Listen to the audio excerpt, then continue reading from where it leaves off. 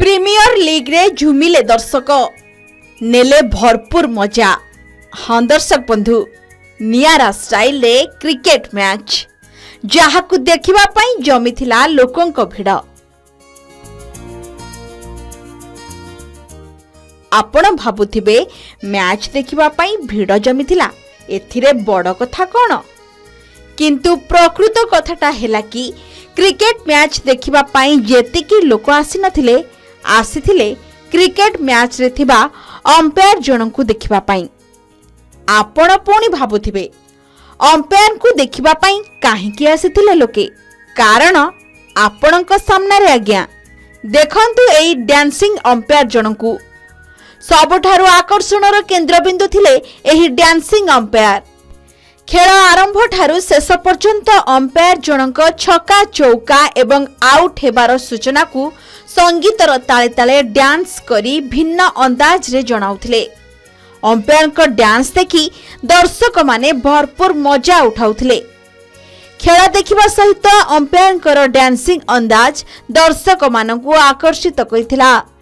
Umpire निजर कौतूहलपूर्ण ढंगरे खेल प्रेमी को बांधी रखिथिले।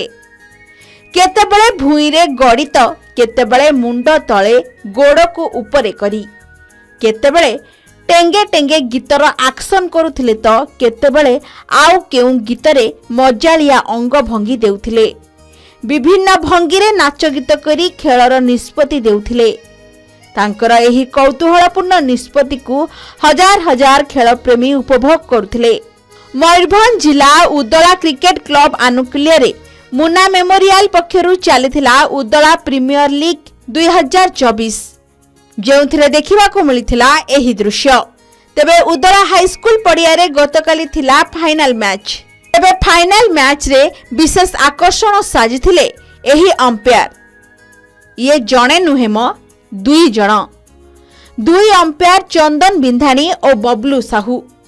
दर्शक खेल जेतिकी उपभोग करुथिले ताठारु अधिक एही दुई अंपायर विभिन्न भंगीरे निष्पत्तिर मजा उठाउथिले।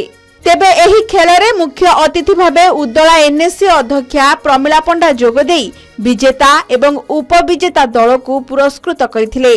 क्रीडार विकास हेले शारीरिक और बौद्धिक स्तर रे विकास हेबो। एहा सहित क्रीडा क्षेत्र में आज युवपीढ़ी भविष्यत उज्जवल हेबो बोली से कहिथिले। बारिपदा समस्ते अंपायर तेंगे तेंगे डाकती, समस्त को स्नेह श्रद्धारे आसी अच्छी सांग मान परामर्श अनुसार मुझे आज ये क्षेत्र को पहुंची और बहुत किसी मुन्ना मेमोरियल खेल मते ए खेल में मत भाग नापी सुजोग देथिबारु धन्यवाद। एवं ए क्षेत्र में आसिक मयूरभंजर कोण अनुकोण प्रत्येक जगह जाइए प्रदर्शन कर नृत्यांगन सहित लोक मान मनोरंजन कर। आज उदला हाईस्कल पड़िया यूपीएल क्रिकेट खेल उद्यापन समारोह पाने 7-8 दिन धरिक खेलुले। आज शेष दिवस बहुत उत्कंठार सह पाने खेलुले, जहाद्वारा पिलामानंकर एठी हमर डेवलपमेंट होउछि क्रीडा क्षेत्र रे। तेबे खेल देखिबा सहित अंपायर डांसिंग अंदाज दर्शक मानकु आकर्षित करिथिला। दर्शकंकर भल पाइबा सांगकु राज्य तथा राज्य बाहरु क्रिकेट मैच रे अंपायरिंग करिबा पई एमानंकु डकरा आसुथबा जणा पड़िछि। तेनु एही दुई जण खेलाड़ी अंपायरिंग को कैरियर भाबे ग्रहण करिबाकु एबे मनस्थ करिसेंती।